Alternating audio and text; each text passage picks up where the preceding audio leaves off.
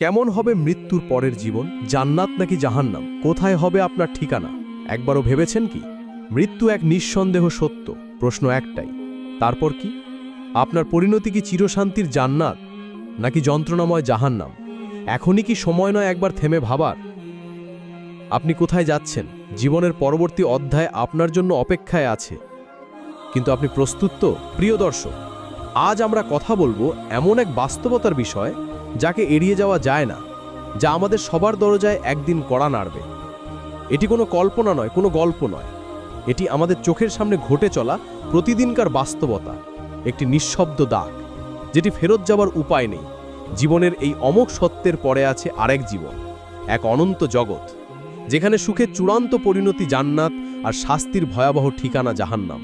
আমাদেরকে সেই অনন্ত জীবনের জন্য প্রস্তুত। প্রিয় দর্শক, একটু চোখ বন্ধ করে কল্পনা করুন, আপনি শুয়ে আছেন বিছানায়, চারপাশে প্রিয়জনেরা জড়ো হয়েছে, কেউ অশ্রুসিক্ত চোখে দোয়া পড়ছে, কেউ হতবাক হয়ে চেয়ে আছে আপনার দিকে, আর কেউ চুপচাপ বুকের ভেতর কান্না চেপে বসে আছে। এদিকে আপনি ধীরে ধীরে অনুভব করছেন বুক ভারী হয়ে আসছে, নিঃশ্বাস নিতে কষ্ট হচ্ছে, শরীরের একটি অঙ্গ জড়ো হয়ে যাচ্ছে, হাত পা ঠান্ডা হয়ে আসছে, আপনার চেনা জগৎটা যেন দূরে সরে যাচ্ছে। এবং ঠিক তখনই আপনি অনুভব করেন কেউ যেন আপনার আত্মাকে শরীর থেকে টেনে বের করছে। অভিনব এক যন্ত্রণা, যে যন্ত্রণা ভাষায় প্রকাশ করা নয়। প্রত্যেক প্রাণীকেই মৃত্যুর স্বাদ গ্রহণ করতে হবে। এ এমন এক স্বাদ যার মধ্যে আছে গভীর ভয়, নিঃসঙ্গতাও এক অজানা যাত্রার শুরু।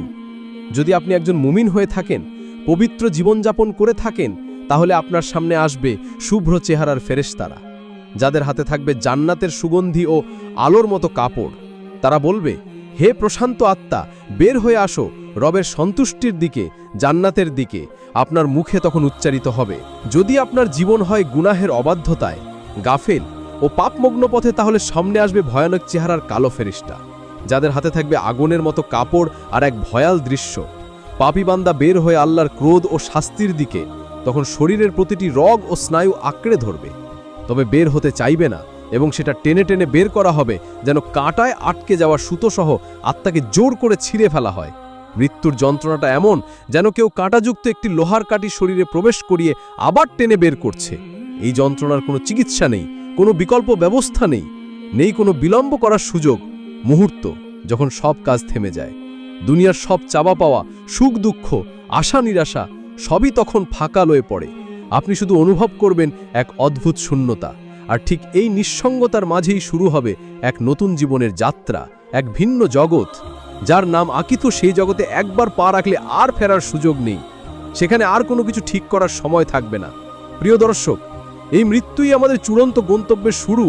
আপনি এখন যেখানে বসে এই ভিডিওটি দেখছেন, হয়তো এই মুহূর্তেই আল্লাহর কোনো ফেরেশতা আপনার আত্মার নাম লিপিবদ্ধ করছেন মৃত্যুর তালিকায়।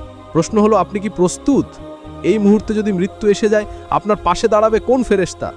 আপনার ঠোঁট থেকে উচ্চারিত হবে কি লা ইলাহা ইল্লাল্লাহ?